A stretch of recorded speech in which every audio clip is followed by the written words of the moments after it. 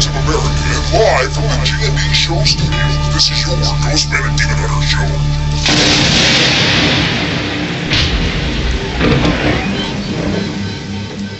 Doesn't that sound exciting to you?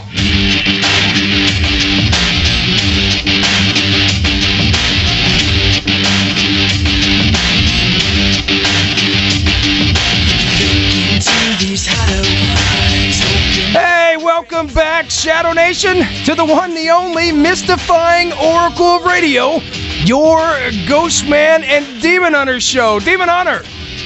Ghostman, have you ever had a feeling of vujade? Vujade, deja vu. That sense that you've never done something before. That's right. Hey, smells like Sunday night again. That's because it is, Demon Hunter.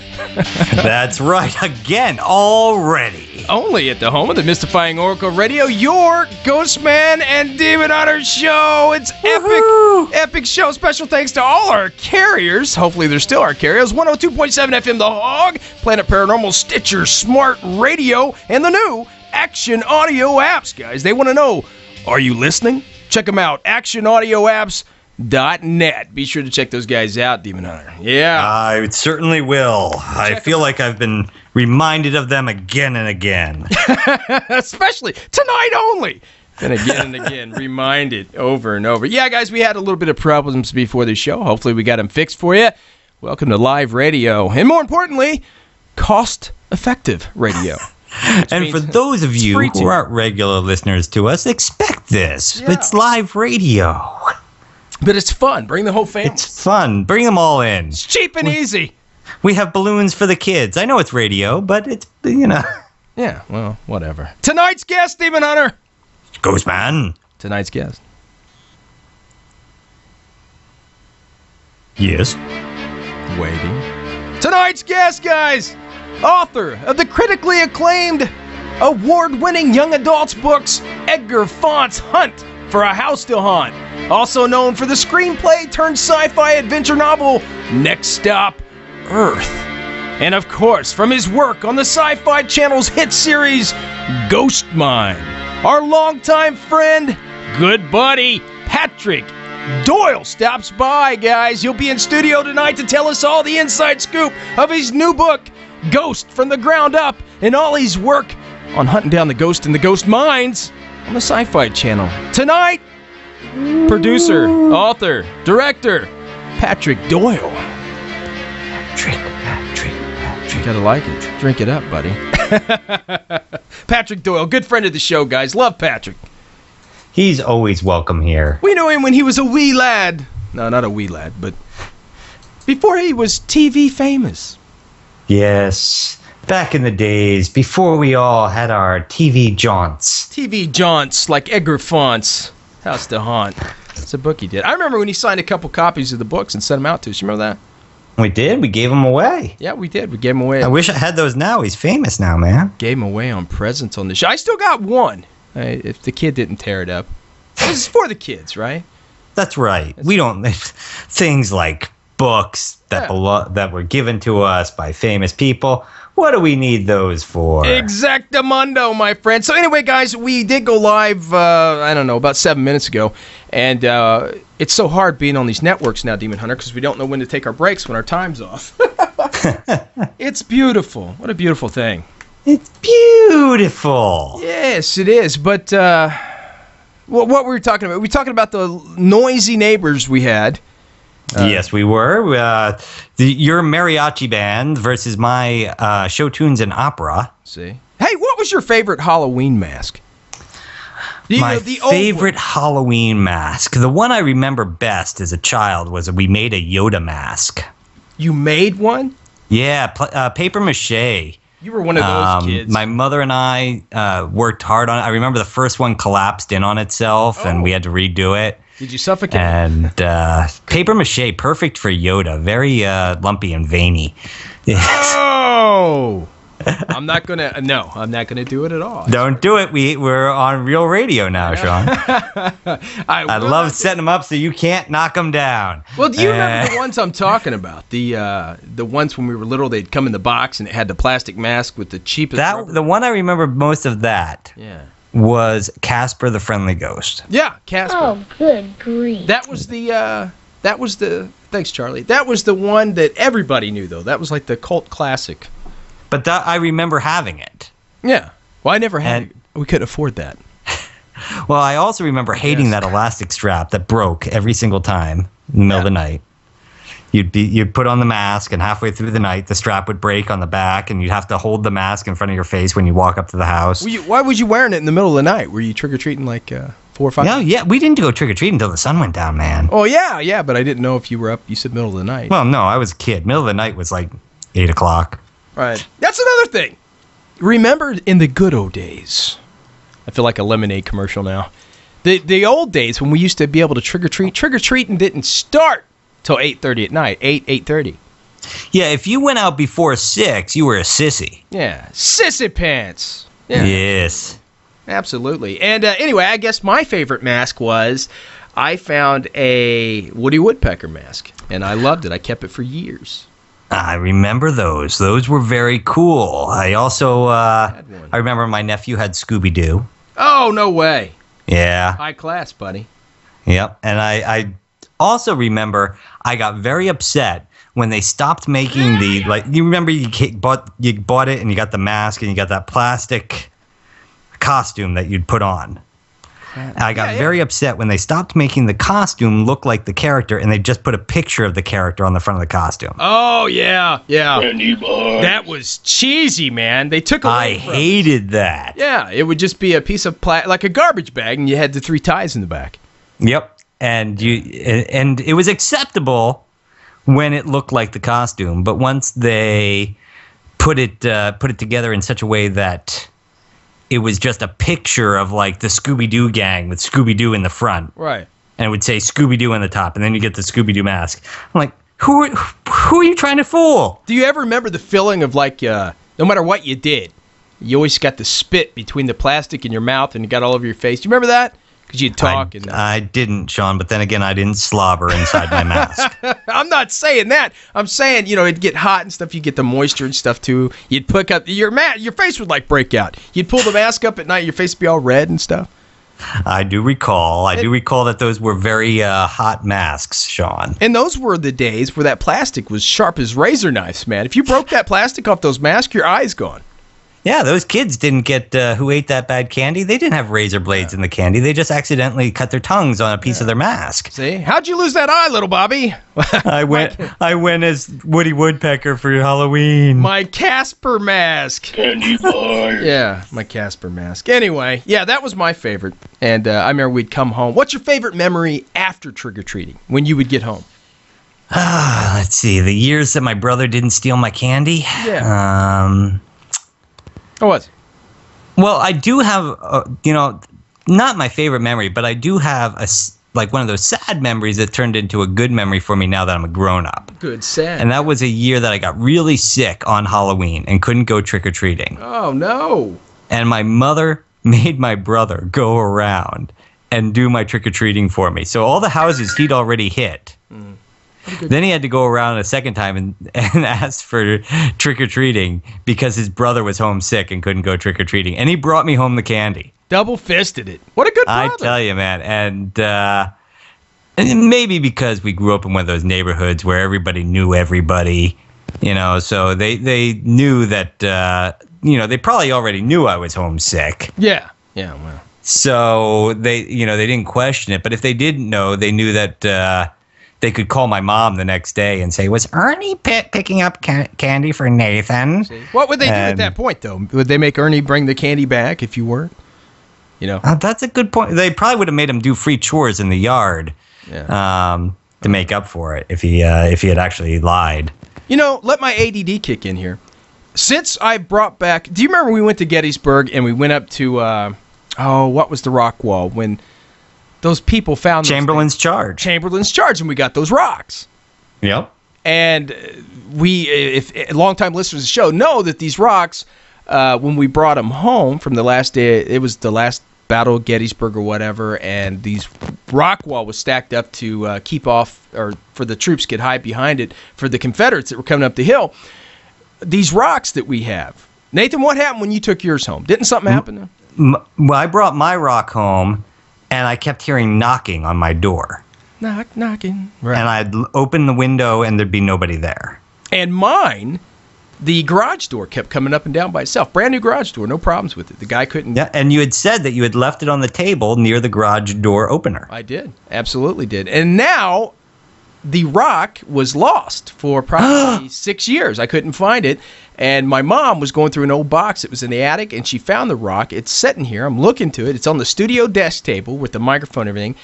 And all of a sudden, the last 3 shows, well, not last week, but the last couple shows, we've had audio issues, huh? Mm-hmm. And remember, Doug Semick of Ghostly Talk went with us on that trip. He brought home a rock, left it on his computer, and the computer melted down. Literally melted down. The insides caught a fire and melted the computer. You know, that's probably because he left his nasty channel on all night, and the fan couldn't keep up with it. That dirty little man. Anyway, I was going over stuff this week to find stuff to talk about and everything. And we always come up with a weird, strange topic before we do the news and stuff like that. And I came across 10 extremely bizarre phobias. 10 extremely bizarre phobias. Yeah, most 10 extremely bizarre phobias in the world. And I thought of this because you're always, you're so scared of bunny rabbits, sharks. Sharks and bunny rabbits are not the same thing, Sean. I don't know. I am afraid of sharks. Shark Week starts next week. It's the most horrifying week of television. It's horrifying to come out. Shark Week. It is pretty scary. They say sharks are docile, though. Uh-huh. Right next to your dead body. After they kill you, they're very nice. Yes. Anyway. Oh, well. It says we probably, Demon Hunter, all suffer from a minor phobia or two. Okay. It says some people's lives are virtually debilitated by their fears. We know that. I can't fall asleep in a room you're in, but that's from experience, not a phobia. Here's the first one. All right. Agoraphobia. Fear of crossing the street. Did you even know this existed? I have heard of agoraphobia. Agoraphobia. Agoraphobics have a fear of crossing streets, highways, and other thoroughfares, or a fear of themselves. Okay. This fear of themselves? Yeah, fear of themselves and crossing the street, apparently. This, of course, makes it very difficult, a very difficult life to live comfortably in a city. The word really, because if you live on a block, you can just keep taking left turns. You're going to get home. See? Left, you do. Anyway, it helps people with jaywalking. Or crossing anywhere on the street. Even a designated intersection, this phobia is considered independent from the fear of cars. So, okay. Yeah, I thought that was weird. The next one, magicrophobia. Magrophobia is the fear of magic? Fear of cooking. I think some of your wives might have had that in the past. I don't know. That's how I stayed so much thinner than you over the years, Sean. A lot of women have that, I think. No, I'm kidding. Not the ones that listen, though. The bizarre fear of cooking is called magrophobia, which comes from the Greek word magikrokus, which means a person's... Man, I'm botching these words up, I know. Which means a person skilled in cooking. This disorder can be debilitating and potentially lead to unhealthy eating if one lives alone. Huh? I'm scared already. A lot of McDonald's there. Here's one that gets you, Demon Hunter. We talk about it all the time. Pediophobia. Pediophobia. Fear of dolls. Yeah. Pediophobia is the irrational fear of dolls. Not just scary dolls, all dolls. This has got me because, I hate dolls. They've got little souls inside them, and they're just waiting to wake up and come and get you. You know that, Sean. That's what you're thinking of. All dolls, strictly speaking, the fear is a horror of a false representation of sentient beings. So it also usually includes robots and mannequins, but that's not true. I'm not scared of robots, but mannequins. You're not scared of robots? No, but mannequins are, they're pretty kind of spooky. Pretty kind of? Yeah. Especially when they stare at you. Yeah. Says these cats that have this, they don't want to go shopping because of it. So this phobia should not be confused with pedophobia or pediophobia, which is the fear of children, which I'm developing real quick now that I have my own. Sigmund Freud believed the disorder may spring from a fear of the doll coming to life, and Right. Roboticist Masahiro Mon expanded on that theory by stating that the more human-like something becomes, the more repellent it is to non-human aspects appear. Oh, no. The more repellent its non-human aspects appear. See? Yeah. My apologies, though, who suffer from the pediophobia from the picture above. And it's a huge picture of a doll with black eyes and everything. How did you manage to put that picture up there, Sean, without freaking yourself out? It's freaking me out, man. That's weird, though, right? I think I'm more fear of dolls from going on investigations that we've been on in places that are truly haunted and waiting for something to possess a doll and it come kill us, you know? That will never happen, Sean. That would be my fear, Demon Hunter. What about deepnophobia? What do you think that is? I'll give you three choices. Deepnophobia is from, it's either the fear of being outside, the fear of riding a bike, or the fear of a dinner conversation. I will say dinophobia, you said? Deepnophobia. Deepnophobia. Put that. And I will go, trying to think of the Latin word that you're starting it with. I will say a fear of being outside. Number 7. Really? Deepnophobia, fear of dinner conversation. I figured the D. Oh, that's true, because that would be, oh gosh, now I've gone brain dead. I know what the fear of being outside is. Oh, well. Go ahead. I think the fear of the thing now is everybody's on computers. They forgot how to talk to one another. It says, now, admittedly, some dinner conversations can be very awkward, but some people are so terrified, Demon Hunter, Shadow Nation, of the idea of speaking to another person over dinner that they avoid dining out situations. Well, I have gone to dinner situations with you, and I'm always afraid of what you're going to say. Well, yeah, especially when I get a couple beers in me. You never know. That's agoraphobia. That's what I was thinking of, the fear of outside. What's agoraphobia? That's the fear of going outside. Oh. So going outside is agoraphobia. Nice. Hey, did we do that one in there? Yeah, absolutely. We already did tonight's guest, or was that the last segment that we botched up? We already did tonight's guest, but Sean, listen to that. Oh. You know what that means? I do. I don't hear anything, but... You don't hear anything? Oh, how about now? Uh-oh. Now I hear it.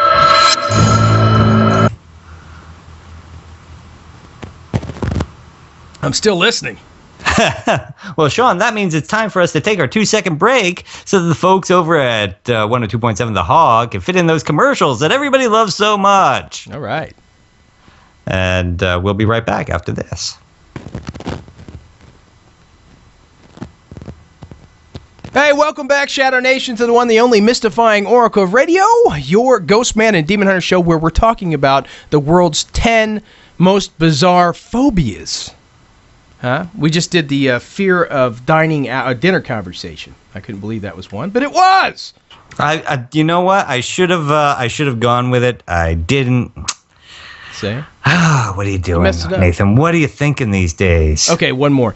Hold on. Esoptrophia. Esoptrophobia. Okay, do I get choices with this one? You do. The fear of cars, the fear of death, or the fear of mirrors. Esoptrophia. Esoptrophobia. Don't even try. Esoptrophobia. Yeah. Fear of cars, fear of death, fear of mirrors. Esoptrophobia. Yeah. Fear of, and my choices again? It was fear of cars, fear of death, or the fear of mirrors. I will go with mirrors. Of course you will, because I did my voice thing. A fear of mirrors. See, I tipped you off. We'd be good at like Family Feud or Jeopardy or something like that, because we've done radios. It is. It's a fear of mirrors in the broad sense. More specifically, the fear of being put into contact with the spiritual world through a mirror. Okay. Yeah, sufferers experience undue anxiety even though they realize their fear is irrational. Because their fear often is grounded, Demon Hunter, in superstitions, they may worry that breaking a mirror will bring bad luck or that looking into a mirror will put them in contact with the supernatural world inside the glass.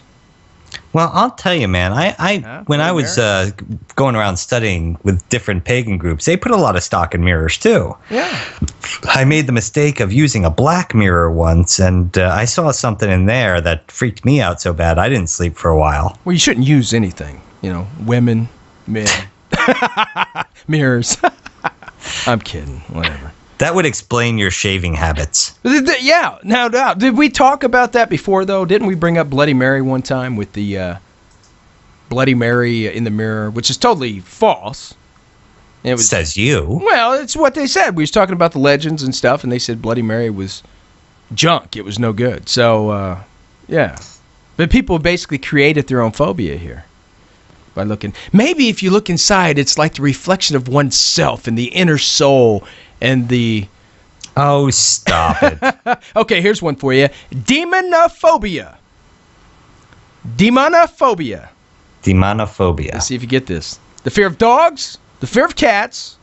You're totally going to blow this. Or the fear of demons. I'll go with demons. Demonophobia. Fear of demons. That's very good. Very good. Man, you are awesome. Demonophobia is an abnormal and persistent fear of evil supernatural beings in persons who believe such beings exist and roam freely to cause harm.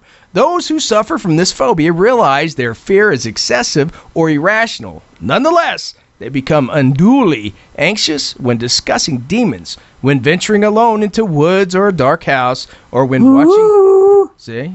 watching films about demonic possession. Yeah. Well, there was a demonic film that came out just recently, and I don't know the title of it. It was one of those ones that was in the theaters a very short time, and somebody sent me a clip of it. Another person who works as an occultist. Yeah. And the reason they sent it to me was, even though the movie itself, they told me, was absolutely horrible. Yeah.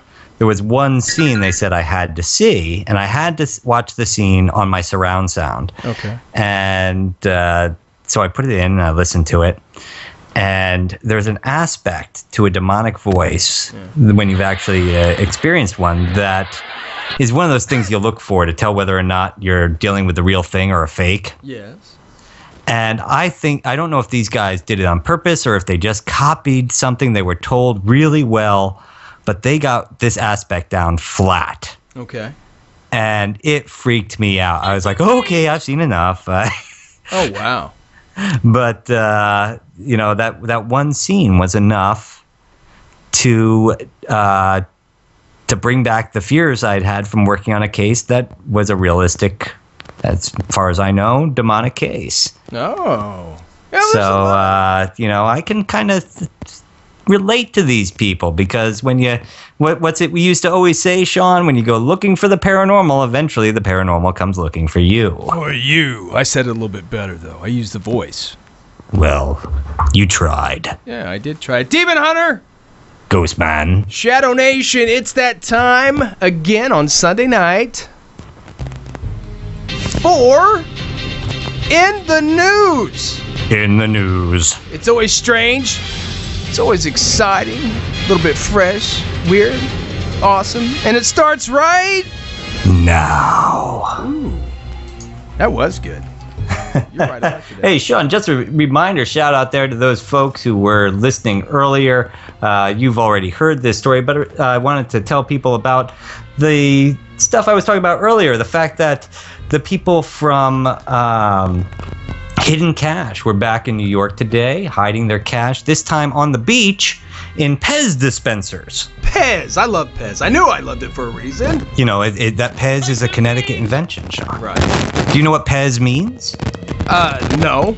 It's short for the German word for peppermint, because original Pez was peppermint. Did you know that there is no peppermint-flavored Pez? Oh, I beg to differ. I've bought it. There is peppermint-flavored Pez. Yes. There isn't. I'll have to Google it. Proceed, sir.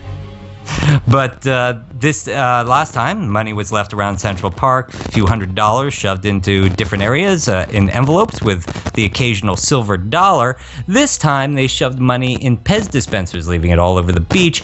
And one lucky winner who found the Superman Pez dispenser walked away with 2 tickets to anywhere he wanted to go in the United States. Nice!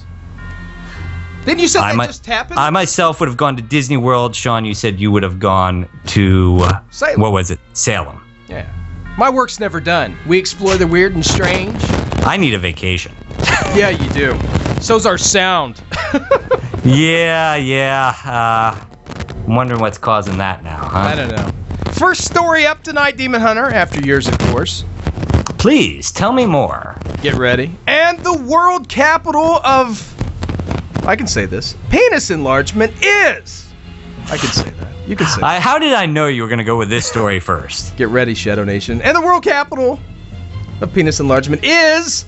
That's the topic of the story, guys. Comes out of our friends, the Huffington Post. Not satisfied with the size of your sausage? Feeling bad about the brat that you got? Is your wiener simply the worst? Get it? Brat and the worst? Yeah. Worst?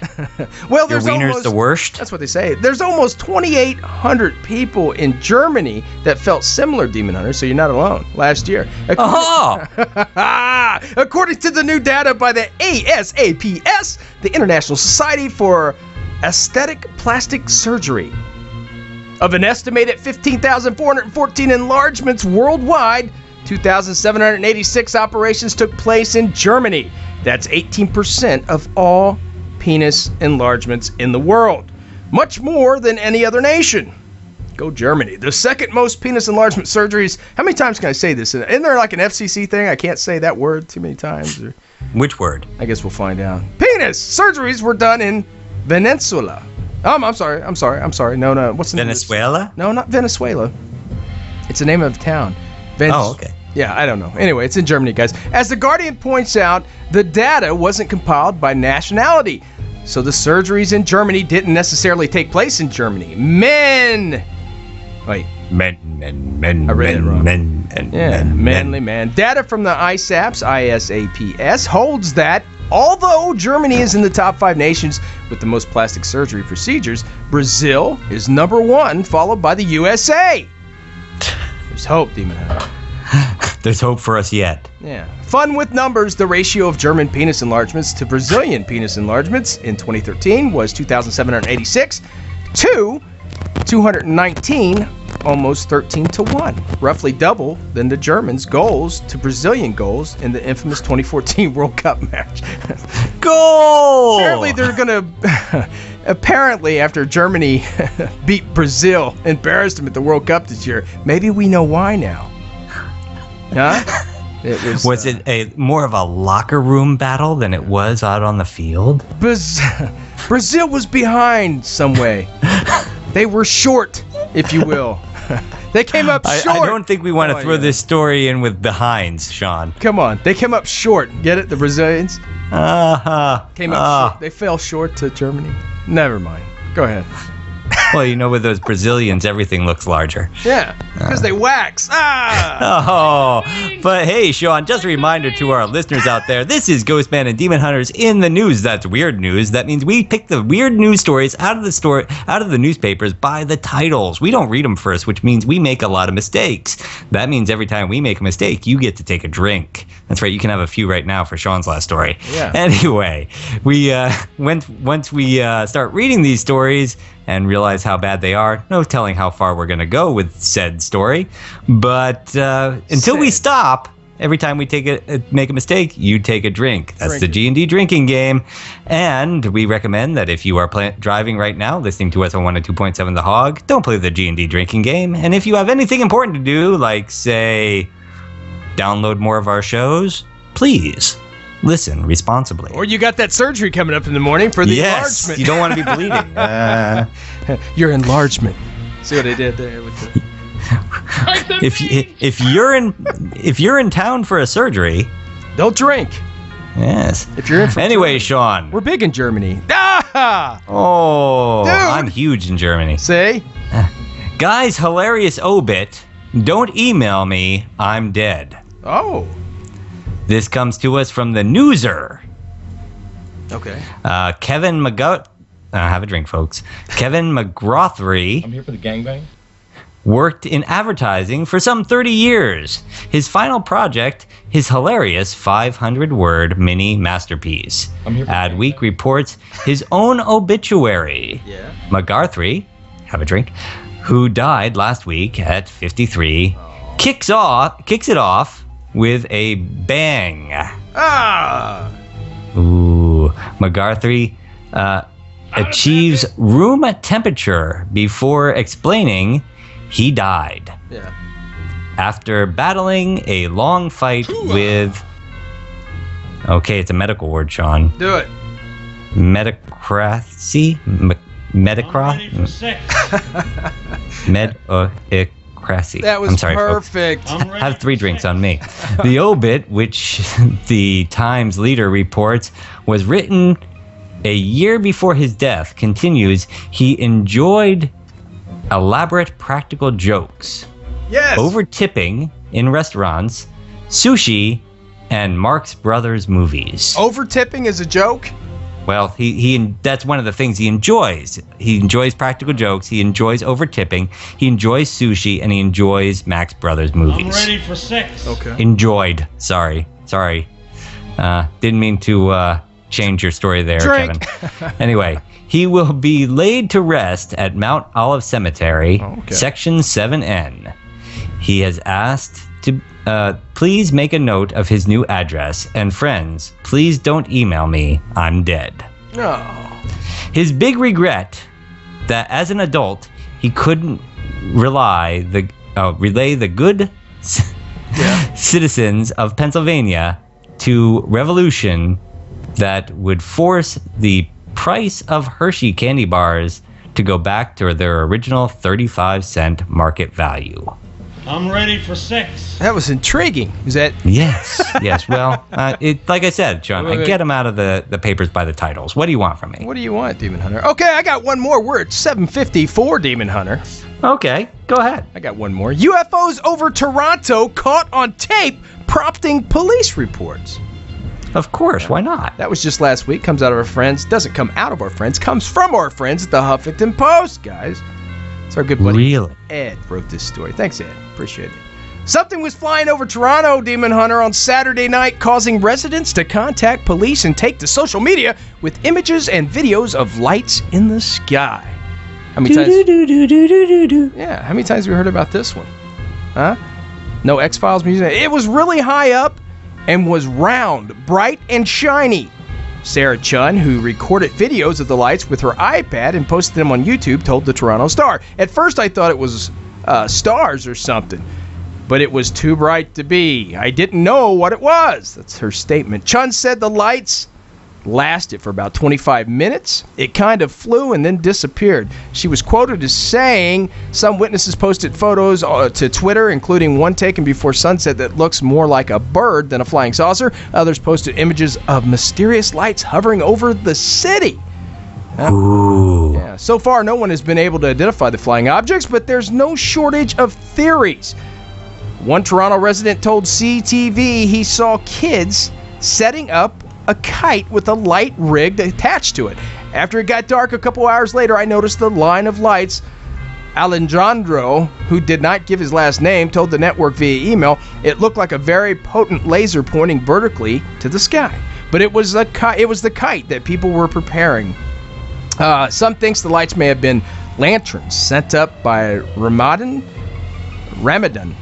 Oh, Ramadan. Sent up for Ramadan. I got it, guys. Okay. Sorry, drink up. While others, like Toronto Police Constable Craig Breister, believes it may have been a type of drone known as the quadcopter. Huh? Okay. Maybe it was one of those new little drones. This has been an epic year for UFOs on our show. We've had just about every high power out there for the UFO conspiracy thing talking about this stuff, remember? Yeah, well, hey, Sean, here's one to just wrap up with. Crop circles in Germany, probably created by meddling youths. Okay. Berlin, thousands of people, this comes from the Huffington Post, thousands of people are trekking to Bavaria Have a drink, folks. Thousands of people are trekking to a Bavarian farmer's field to check out a mysterious set of crop circles. Good beer. The ornate design was discovered by balloon last week, and news of it found its way quickly spread across the world online. Okay. Farmer Christopher Hunter, who owns the field of wheat near Willingham, couldn't be reached for comment on Wednesday, but told the DPA news agency Tuesday he didn't create the circles himself. He suggests students on summer holiday may have cut the images with a 75-meter diameter, that's 246 feet, Sean, into his field. Oh! The news agency said thousands of visitors have come to sing, dance, and even swing pendulums in the giant image. Okay. Hunter says he is not yet sure whether he will leave the circles in his field. I would leave him. Wouldn't you leave him? I might leave him. I might, Rabbit. I might. You might. Demon Hunter, I guess that is the sound for us taking a break. I guess we're not going to get into the legend tonight, yeah? We had a great legend, Sean. We did have a great legend, but time. She's up. Hey, guys, we're going to take a break. Tonight's guest, Patrick Doyle, author of the critically acclaimed young adults books Edgar Font's Hunt for a House to Haunt, also Next Stop Earth, and, of course, from his work on the hit series Sci-Fi Channel's GhostMan. Tonight's band, music, Sam Bennett Never Took a Dollar from a Dead Man. Demon Hunter, we will be right back. Oh, I can't wait.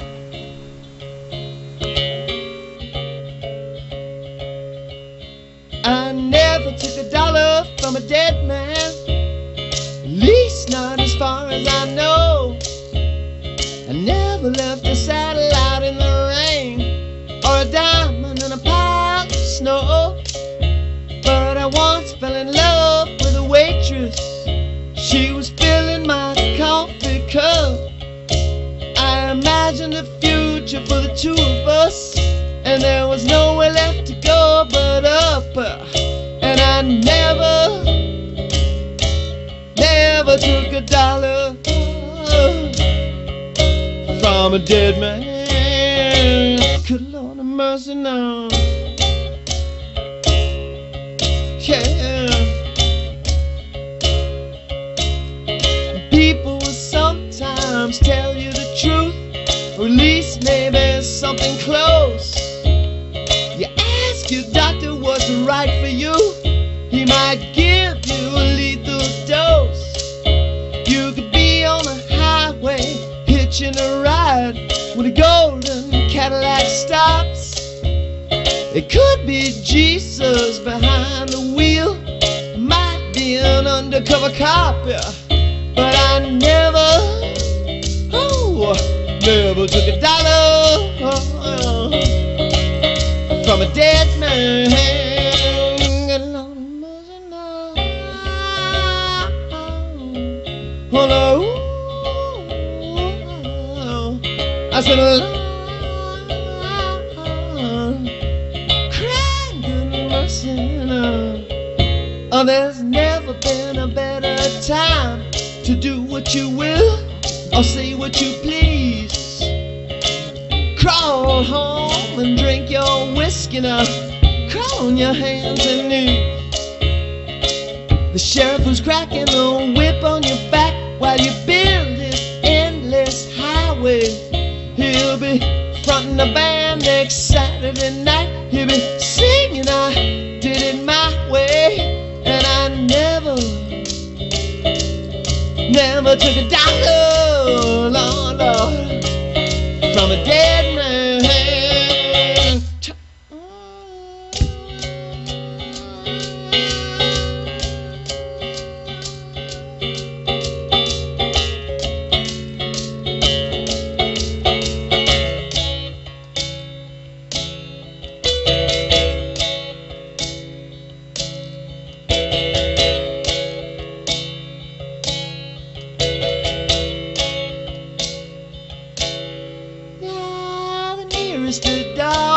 To heaven is a bone. I heard it from a circus clown.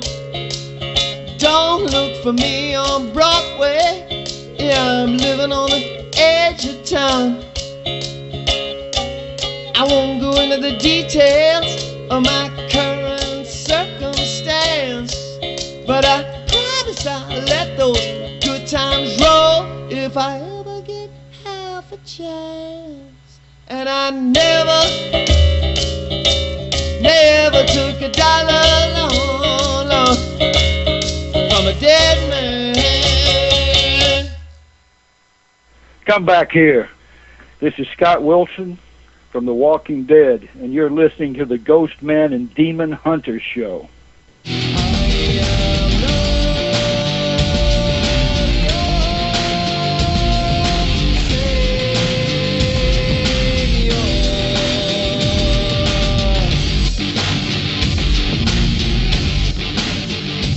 Hey, welcome back, listeners around the world, to the one, the only, mystifying oracle of radio, your Ghostman and Demon Hunter show. Tonight's guest, you guys know him, you love him, good friend of the show, Patrick Doyle, author of the critically acclaimed award-winning young adults books Edgar Font's Hunt for a House to Hunt, also the screenplay turned sci-fi adventure novel Next Stop Earth, and of course, his work on the hit sci-fi channel series Ghostmire. We're going to talk about his new book and much, much more tonight. Help us welcome our good friend Patrick Doyle. Pat, what's going on, brother?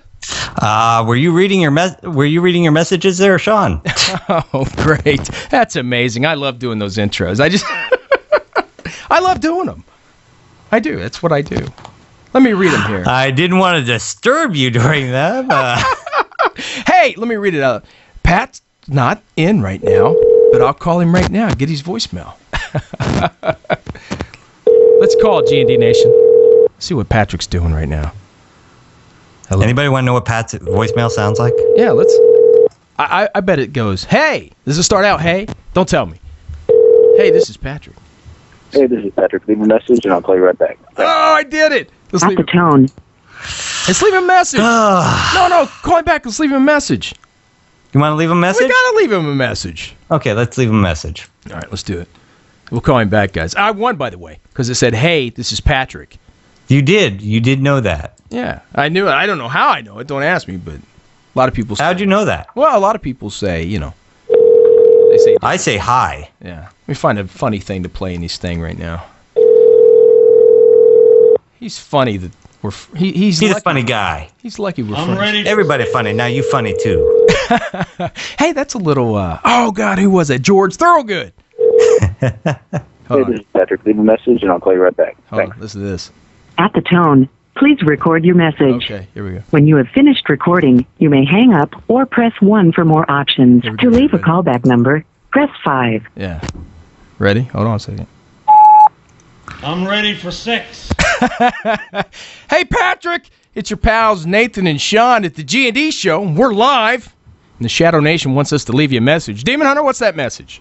That message would be something right along the lines of, hi, Patrick. We're doing a show right now. We'd really love for you to join us. Yeah. Would you call us back? The number's probably showing up on your caller ID there. Yeah. We'd appreciate that. That'd be awesome. We'll bring you right into the show if you do. We swear we won't make you wait or nothing. Right. And Patrick, let's take this time out to thank all our carriers, all at home, Stitcher, Smart Radio, Planet Paranormal, Action Audio Apps. Hey, are you listening? They want to know. Check them out, actionaudioapps.net, 102.7 FM, The Hog. Thanks for carrying us, guys. Patrick, give us a call back, buddy. Until then, we'll keep trucking. That's Thanks, Patrick. We'll talk to you soon, hopefully. Yeah. Well, you got 20 minutes, brother. 20 minutes. That's great. Did you hang up on him yet? Here we go. Bye, Patrick. What a great guy. He's going to feel so bad. The funny thing is he's such a great guy that we're making these jokes on the line, and I'm sitting here thinking, for Patrick to miss his phone call, he must have been like in a car accident or something, and we're making jokes on the phone. The attorney's going to use this. Well, here we get something close, because Patrick's a good friend of the show. He's been on. Listen, here we go. Hi, this is Patrick Doyle of Ghostmine, and you are listening to the Ghost-Man and Demon Hunter show. Patrick Doyle of Ghostmine. Yeah. Hi, this is Patrick Doyle of Ghostmine, and you are listening to the Ghost-Man and Demon Hunter show. Hi, this is Patrick Doyle. Okay, listen. We'll just do that over and over again. Yeah. Hey, Sean, why don't we take this time to talk a little bit about our legend this week? Hold on. What's Patrick say? Hi, this is Patrick Doyle. Oh, you're no help, Patrick. Hold on, he might have changed his mind, Nathan. Let's see here. Patrick, can we talk about the legend? Hi, this is Patrick Doyle. Yeah, that's we can talk about it. He said, Yay! That's good. I was really hoping Demon we'd Hunter. get a chance. I thought during our break, I thought, hey, you know what? Patrick is a ghost hunter. Yeah. Tonight's legend has a bit to do about ghosts. Right. Maybe he'd want to talk about it with us. So we should call and leave his voicemail on and talk about the... I don't know. Well, I don't know about that. Well, he might when he calls back. Might be right in the middle of the... Anyway, without further ado, Shadow Nation, listeners around the world, tonight's Legend X series. And we have no music up. This is just going to be one of those beautiful That's nights. going to be one of those nights, Sean.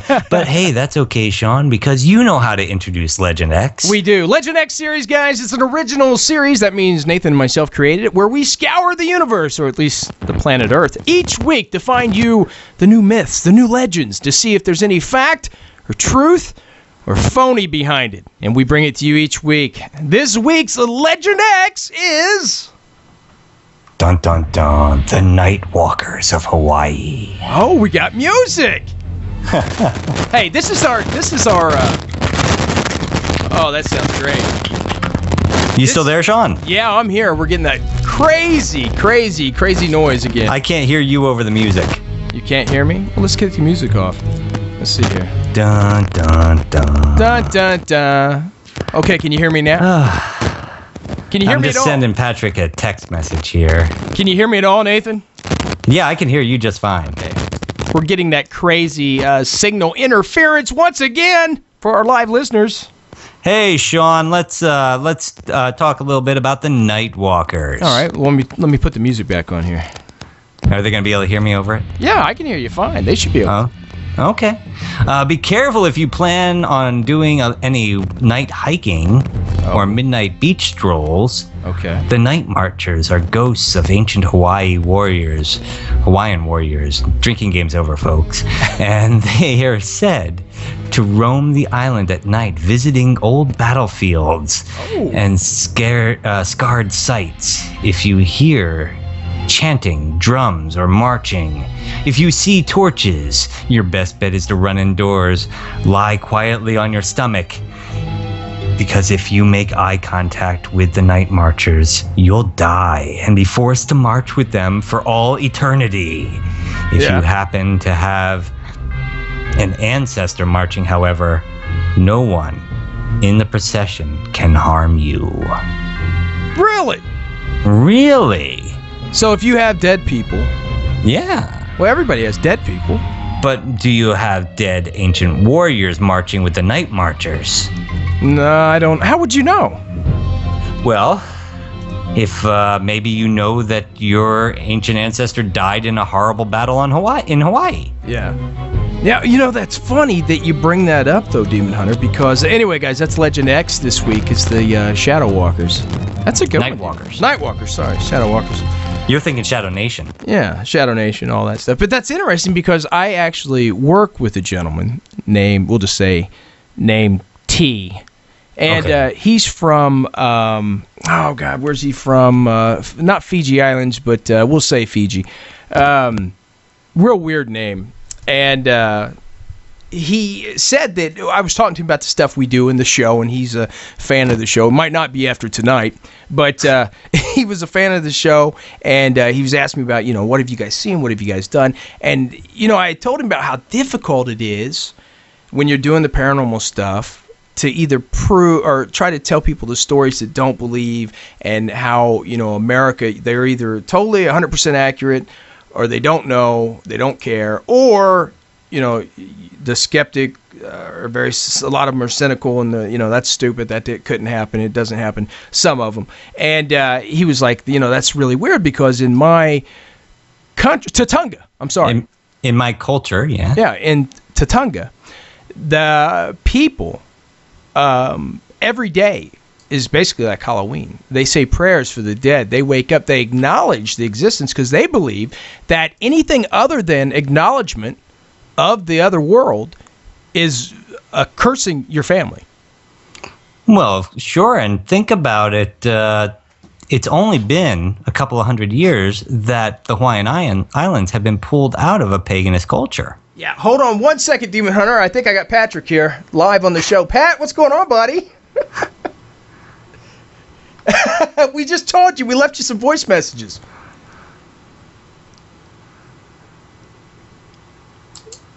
He's up in the mountains, Shadow Nation, right now. We got him live on the cell phone. Hey, you think you can call... Demon Hunter, what's the... well, you can't give me the... Type me the number, and I'll give it to Patrick here. All right, let me get that number for you. All right, hey, Patrick said we can call him now. All right, brother, we're calling you right now. All right, Patrick. All right, bud. Let's give him a call. But hey, I was just shouting out there, Sean. It's only been a few hundred years. Even Mark Twain, one of my favorite authors, talks about... an American, piece of history there, talks about his time in the Sandwich Islands, which was the name, the British Empire had given to the Hawaiian Islands originally. Talks about how he watched their transformation from paganism to Christianity. So It doesn't surprise me in the least. Yeah. Well, Sam was telling me that... Hello? Patrick! Oh, there we are, finally. Oh, my God, that took forever. Is this a crank call? Who is this? You're lucky we love you. Patrick? Oh, good, Nathan. And Sean, sorry it took so long, but I was like in some weird dead zone in the mountains of Oregon here. Nice. There's a lot of dead zones out there. That's what happens when you get popular, Patrick, and you're asked to go all over the place. Oh, this was like a personal trip. This was like in Alaska. This is just me going out, having some fun, and apparently this is like one of those few roads in Oregon. Oh, there's very many roads in Oregon that's no cell towers. Well, we got a lot of questions come in this week, Patrick. And was that you, Patrick? Oh my goodness! Was that you? Was that your stomach? No, we got a lot of questions. That was me. That was like the road strips. Stay on the road, brother. No, they want to know, the number one question is, are you on steroids? Because people have noticed, you've buffed up quite a bit in the last 4 years or whatever. And is it protein shakes or what? What, are you living in the gym, bro, or what? It's just all gym and diet. That's all it is. That's all it takes. Proper diet and hit the gym at least 5 days a week. 5 days. That's what I tried to tell Nathan. You got to Yeah, that's what you tried to tell me. You told me a proper diet consisted of having at least one beer with every meal, Sean. Oh, yeah, and a Twinkie. Yeah, Pat. I still do that. Right. That's why he goes 5 days a week. I totally agree with you, Nathan, there. That's like something I totally agree with, a beer or at least a whiskey. So you cannot deprive yourself of the good things of life. The essentials. Sure. The essentials. Yeah. Hey, Patrick, what have you been doing, man? You've been all over the place. People want to know what's going on with GhostMine. We got so much to talk about and so little time now. Where do you want to jump off? Yeah, let's jam. Yeah, let's do it. What's going on, Patrick? What are you working on right now? Well, book came out a couple months ago, so you guys know about that. The Ghost from the Ground Up, Field Notes of a Ghost Miner, which kind of gets into some stuff that was never told on the show. Just kind of some, you guys were TV folks as well. Yeah. So when those cameras aren't off, a lot of fun stuff happens. So this was kind of a behind the scenes. Here's some fun stuff you never knew happens, as well as theories I came up with and some personal paranormal stories. It's all in that 200-page that I kind of published there a couple months ago. So that's doing pretty well. But besides that, just kind of working on the next. Yeah. Well, I see some pictures you put up. You're actually working on a book. Like the last couple months, you've been working on another book, right? You say that again? You've been working on another book currently, right? He was asking if you were working on another book, Patrick. Oh, I think we hit a bad cell signal again, Nathan. Sean, it's like talking to you on your ride home from work. I know. This is going to be an epic show. Well, we can always... Patrick can come on anytime. He knows that, so... We might have to bring him on again soon, because we are losing him left and right here. Yeah, we are. He's up in the hills. Mr. Adventure over here. We got him for 3 minutes and 17 seconds there, Sean. Well, that's what we do. We get him. We get them on the show. We bring in. You want the guests, folks. We get them for you for 3 minutes and 17 seconds. I wonder what he was doing up in the hills. It sounded like maybe Bigfoot had him by the rear. You know what I mean? Why is it always the rear with you? I don't know. Anyway, what do you think, Patrick? Hi, this is Patrick Doyle, GhostMan, and you are listening to Ghost. So you've been working on that book, Patrick? Hi, this is Patrick Doyle, No. GhostMan, and you are How you listening doing? to the Ghostman and Demon Hunter show. Hi, this is Patrick What's the new Doyle, book going to be about? Ghostman, and you are listening to the I got to take that button away from you, We man. can do that all day. Let's talk to Scott. Let's see if we can get back on a short minute here. Come back here. Scott, can you come on? This is Scott Wilson Yeah. from The Walking Dead. Hello. Hey, Patrick. How are you, I man? know. I must have went around the mountain there and blocked the signal. You'll be coming around the mountain. No, he's talking about your book. You've been working on a new book? Yep, that one's out. But now I'm just kind of working on, I'm always working on something new. You know me. Oh, yeah. Burning. Yeah, we just stick to the same thing over and over again. Stick to what you're good at. Sitting around, drinking beer, talking on the radio. That's what we'd like to do. Yeah. But you're so good at it. See, you're going to love this episode, Patrick, when we play it back for you, because when you check your messages when you get home, you're probably going to kill us. Live on the air, we left you some great messages. Oh, yeah. Yeah. I'm looking at my phone right now. It says I got voicemail. I got a bunch of stuff going on here. That'll be interesting to listen to later. Yeah, it'd be Hope you interesting. didn't yell at me too bad. No, we weren't yelling, man. But we no, would never yell at you. Hey, Patrick, and now that we have you on the air, we have to take a 2-second break so that we can fit in the commercials for our folks over at 102.7 The Hog. Okay, well, it looks like I'm driving into civilization right now, so hopefully we won't drop off from now on. All right, Sean, let's take a 2-seconder, and then we'll be right back. Hey, welcome back, Shadow Nation, to the one, the only mystifying oracle of radio, where we're having an epic show with our good friend Patrick Doyle. He's out on the road. You guys should know he's an adventurer, real-life adventurer. He's out exploring the mountains or the hills and mountains in Oregon, looking for, I'm going to say Bigfoot, because I haven't got to ask him yet. You looking for Bigfoot, Patrick? I have been, but not this trip. Oh.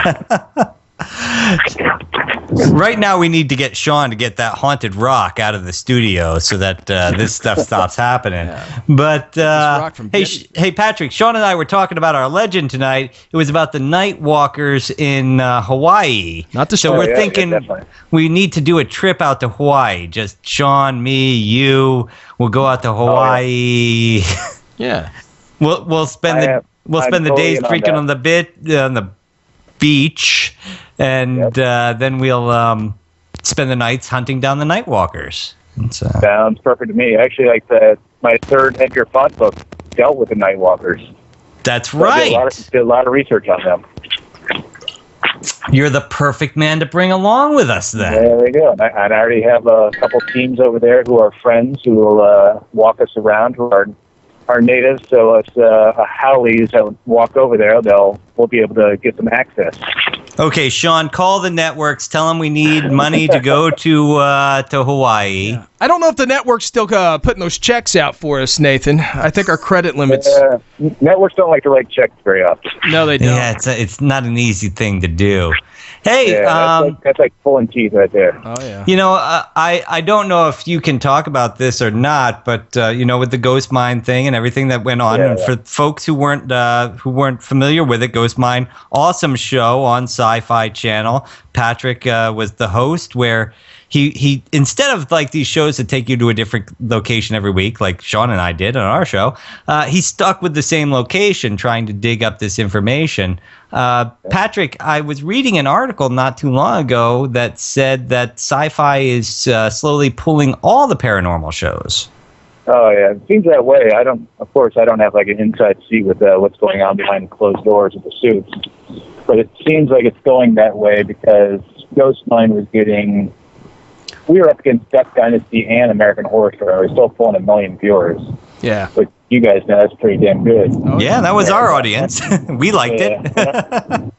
In our 5-day numbers, that means like the people who DVR it, they were up in like the 3 to 4 million viewers. So the ratings were great and everything like that. It just seems, and of course it's just me speculating, that it kind of goes with the programming now that Sci-Fi, they got all new management and they wanted to go a different direction. They wanted to go with the whole science fiction because the name is Sci-Fi Channel, so right. It kind of makes sense that they want to go more science fiction with Dominion and whatever else. And they needed all that extra money to throw into Sharknado 2.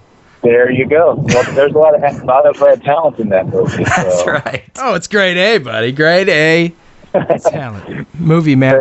I don't know. I really have no answer to the fans. Like, really, I'm sorry that I don't have an exact answer for the fans why we're not back. But I think that's what it is. Just new management came in. It's like we wanted to change things up, and well, you know. And paranormal just isn't the way we're going to go. Hey, brother, we've all been in the TV biz, and I know there's things you can't talk about and won't talk about. Yeah. So you stop me if you can't. Just say I can't. But what is the plan if Sci-Fi Channel makes an idiotic decision, which would be to drop GhostMine, which was an amazing show, is an amazing show? Hopefully they're not just going to let it die like they did with our show, because there's so much talent there and there's such a good topic and it was done so well. Is there other channels interested? Is there any other pitches, or do you have to go back to square one like we're doing? Yeah, that's another thing. I have no idea because I'm still in contact with producers, but they can't tell me anything just because, as you know, it's like that's the business of the game. Like, talent is talented and producers are producers. So yeah, they don't tell you anything till the day comes down where they can tell you yes or no. Yeah. But Sci-Fi owns. The funny thing is, like, Sci-Fi owns the Chiller Network, which seems like it would be a perfect fit because Haven just moved over to Chiller. So it's like one of those things. Like, why don't you have this horror network and we're kind of in that genre? It's like, I would just move us over there. Why don't you? Yeah. Well, it looks like we're all going to have to support each other because they just dropped FearNet as well. Just went under. I don't know if you guys heard of that, but apparently our paranormal world's getting smaller and smaller here, guys. We're going to have a new rebirth. Yeah. We experienced the paranormal boom for just too long there, and I guess it just fell apart. It was like the .com boom. Yeah, but it was. If you really look at it, because the paranormal genre on TV had a good run there for a long while. I think it just got oversaturated with some shows that just kind of like, how do I put it gently and PC? Without calling them crap. Yeah, there was a lot of stuff out there. I mean, I was just on Netflix the other night, and it wasn't. I mean, a lot of shows you never even heard about. I think one was Paranormal House Cleaners or something. I mean, they tried everything. Yeah, that's exactly what I'm talking about. Just like people sit in a room and think, okay, what's the next show we can come up with? It's like this popular show and this popular show, and throw them together and see what we get. It's interesting. Sean and I were saying the other day we had Sven Gulli on our show as a guest, the horror show host from MeTV. And we were saying, you know what, Sean? Sean was saying, that's our next route. We got to go like late night horror show. That's going to be us.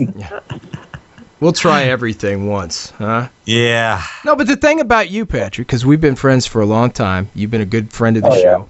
And you don't, even though you're made to be on television, I mean, GhostMine is without a doubt one of the better shows out there. And but you've done things where you don't have to rely on television. I mean, you're an amazing man. You're a great friend. You're an amazing author for both children and adults. And you created something. You're also an inventor, apparently, and I didn't get to read much on it, but the RIPA. Can you tell our listeners more about that? It's RIPA, the RIPA. What is that? Oh, the RIPA is like the robot that was on GhostMine. Right. And that's I can go back to the beginning. So actually, RIPA 1 is a prototype I built long before GhostMine even started, because I was going on investigations. Because I used to investigate by myself a lot. So I was going to some dangerous situations, some dangerous places, because, you know, they go into these haunted houses with everything upkept for a decade or so. So I always figured, it's like, if I'm going to go in these places, I don't want to basically end up a part of this building. So let me design something where I can attach all my gear to, drive it in there. If it gets destroyed, oh well, I can replace it. I can't replace myself. Yeah. And then when GhostMine came around, they asked me, hey, do you have any like interesting gear that you could bring along to the mine? I said, well, I got this kind of robot that I kind of built, and he's like, holy crap, that's awesome. Yeah. Let's beef it up a bit. And I sat down with the designer, well, actually, the electrician, the guy who actually built the thing. I designed it, he built it. That's what RIPA 2 and RIPA 3 were on the show. They were the robot paranormal investigator that could go in there and not get hurt, and keep us from getting hurt. You know, it's interesting with the RIPA because Sean and I had designed something similar to go underwater to investigate. And when we filmed, the producers said, hey, that's awesome. And then rather than putting the money into helping us build it, they said, hey, Nathan, why don't we just throw you in the water? And I said, problem with that is I have hydrophobia. And Sean in the water. Yeah, they said, let's put Sean in the water. Poor Sean. Yeah. Oh, I remember that episode where Sean's underwater the whole time. Hey, listen, show yourself. That'll be $50, guys. Show yourself. It's got to be muffled with some bubble noises. That's all we need. Blub, I can blub, do blub, it. blub, blub, blub, blub. Show yourself. Blub, blub, blub, blub. Hey, exactly. You're doing all these road shows and stuff. You're going out there. You're signing autographs. What's coming up for you, man? People still want to see you. They want to know what you're doing. What do I got going on? The biggest one I have coming up is Dragon Con in Atlanta at the end of this month. Oh. So I'm really looking forward to that one because that's pretty awesome. That's like one. There's Comic Con in San Diego, and then there's Dragon Con in Atlanta. Yeah. So it's a pretty major event. Going to be there with a couple people from Ghost Hunters. I think it's just me and the Ghost Hunters people, and that's it for the paranormal side. Yeah. But a lot of great horror, sci-fi. Patrick Stewart's going to be there, so that's going to be awesome. Hopefully I get to meet him. Yeah. He's my hero. Got to go meet Picard. Got to go do that. Lou Ferrigno and all that. Got to go meet the childhood heroes, you know? Oh, yeah, absolutely. That's the best part about doing those conventions. When we were doing them, I was more interested in who was on the board than my name, you know? I was, who's going to be there? Oh, yeah. Because I can go up to them and say, hey, I was on this show. Can I sit with you? You know. That was a nice thing, too, because we could always walk up with a microphone and say, we want to record you. We didn't have any tape in it, but we just sat down and talked to the people for a half an hour. It's been fascinating. Yeah, that's funny. Because I was up at Scarefest in Seattle not too long ago, and it's like people come up to you and say, oh, my God, I saw you on TV. It's like, and that's kind of funny to me because I'm looking at the people next to me going, oh, my God, I saw them on TV. So it's a chain of kind of awestruckenness. Yeah. And I tell you what, you should write a book about that. I'd actually talked to Nathan about writing a book about us because this will be documented down through history as the time of the paranormal. These last 10 years will be the day of the paranormal where the paranormal TV stood still.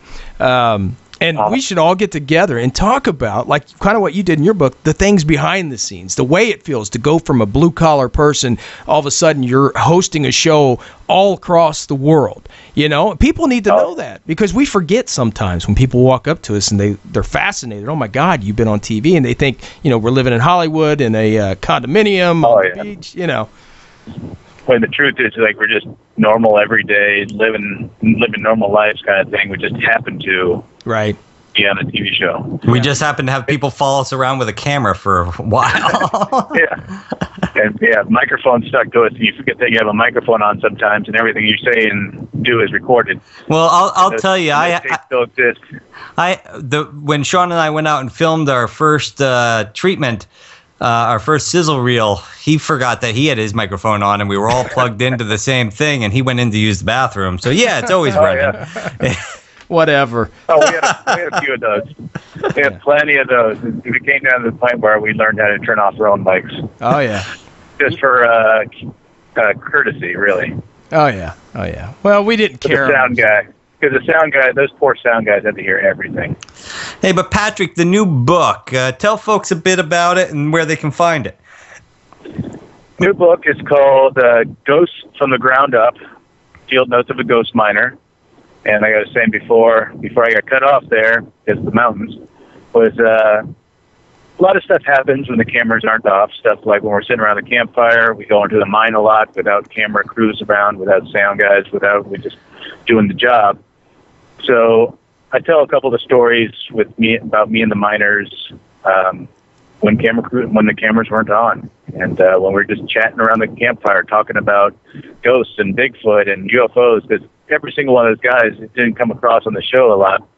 They all had stories about weird stuff that has happened to them. So I kind of dive into that a little bit. And while I was up there on the mountain, there's really nothing to do. There's no Wi-Fi, there's no cell service, so no video games, no movies, nothing to do. So I just let my mind wander, and I came up with some kind of what I think are kind of some interesting theories in the field, and I kind of put those in the book along with some illustrations and what else? Just a bunch of insider stuff. Some dirty pictures, you dirty man. What's that? I said in some dirty pictures, probably, you dirty man. No dirty pictures, not in this one. Hey, Sean, just a reminder, those Nightwalker stories I was telling earlier came from myths.e2bn.org. So I want to throw that in there. But Patrick, you're going out and you're still experiencing the lifestyle of having done this show. People still recognizing you. They're coming up and talking to you about your show. Do you ever look at them and say, I want to move on to the next thing. I want to do what's next. And what is next? I'll never tell them, I want to move on. I always, cherish the moment, especially, when I talk to people about GhostMan, because I do see it in the fans' eyes that it did. People were really connected to the show. They felt that they were a part of the crew, really, and that's why I love the show so much. Well, you found a way to do something different during a time period that everybody was doing the same thing. Yeah, exactly. And I think, and the way the story was told, it's all due to the editors and all that, but the way the story was told, that fans really felt that they were a part of the crew, and I love that about it. So whenever anyone recognizes me, be on the street or at a convention and has a question or a theory or anything, I'm glad to listen, because again, it's an amazing part of my life to be able to do that, and if I could continue that adventure with somebody, why not?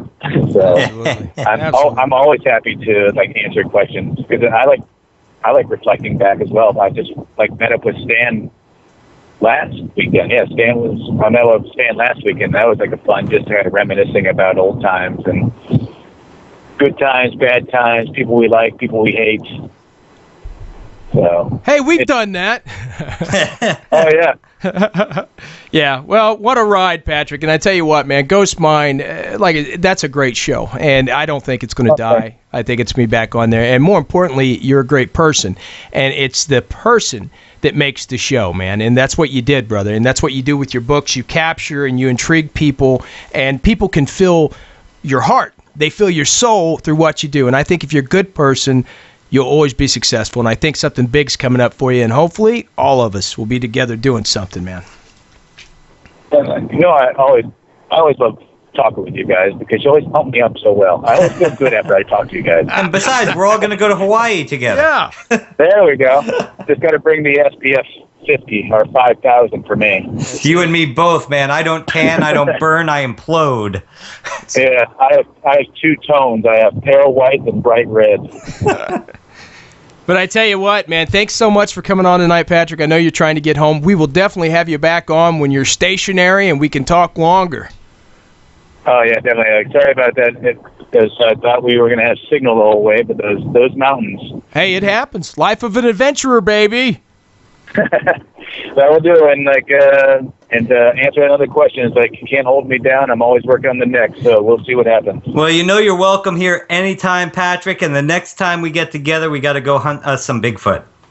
Yep. If you guys come here, or Sean, you emailed me earlier, or if I go there, yep, we'll do something. Sounds good, brother. All right, man. Drive home safe, and we will talk to you again very soon. Definitely, for sure. And thanks, guys. Thank you, Patrick. And folks, don't forget Patrick's new book. And and Sean, guess what time it is? It's that time, buddy. It's time to pay the bills. It is. Oh my gosh, it's that time already. Hey, Patrick, we had to bring your mic down there for a second, but we really appreciate you coming on tonight, and we love you, and we will talk to you soon, brother. Yeah, talk to you both soon. All right. Have a safe ride home. Hey, guys. Okay. Thanks, Patrick. All right, guys. All right, man. Talk to you. Bye, buddy. Well, special thanks to tonight's guest, Patrick Doyle. Special thanks to our carriers, 102.7 FM The Hog, Stitcher, Smart Radio, Planet Paranormal, Action Audio Apps. Are you listening?